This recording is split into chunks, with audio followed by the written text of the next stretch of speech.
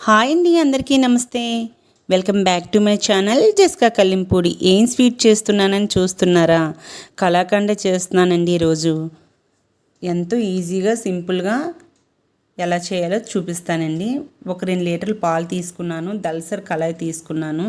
పలచనిది అయితే అడుగు మాడిపోద్దండి, దగ్గరికి అయ్యేటప్పటికి చాలా ఇబ్బంది అవుతుంది. ఏదైనా దల్సర్ కళాయి తీసుకోండి. తర్వాత 2 నిమ్మకాయలు జ్యూస్ తీసి మరిగిపోయిన పాల్లో వేసాను. బాగా విరిగిపోయినప్పుడు దగ్గరికి కలుపుతూనే ఉండాలి, సైడ్ లాటి కలుపుతూ ఉండాలి.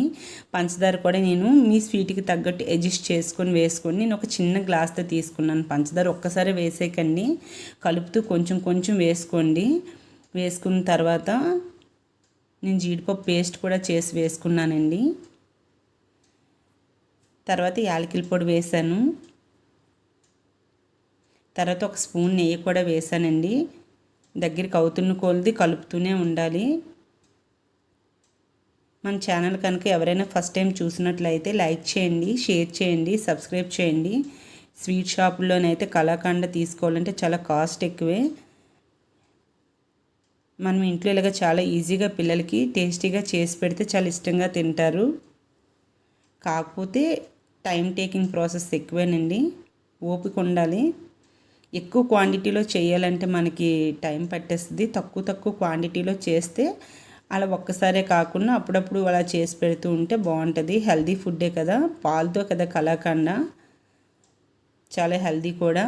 తర్వాత కొంచెం నేను యాలకుల పొడి కూడా వేశాను.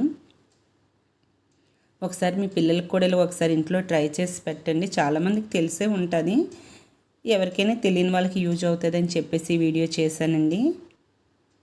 ఇలా దగ్గరికి మొత్తం అయిపోనిచ్చి, నా దగ్గర కేక్ బౌల్ ఉందండి ఇంట్లో. ఆ కేక్ బౌల్ తీసుకొని నేను మొత్తం నెయ్యి రాసాను.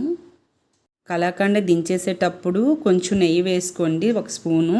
తర్వాత ఈ బౌల్లో కలాకండ వేసేసి పక్కన ఒక 2 hours పెట్టిస్తే చాలా టైట్గా అయిపోద్ది. చిన్న చిన్న పీసెస్ చాలా బాగా వస్తాయి. కానీ మా పిల్లలు చేస్తుండగా అడిగారని చెప్పి ఇలా కట్ చేసి ఒక 1/2 hourలో ఇచ్చానండి.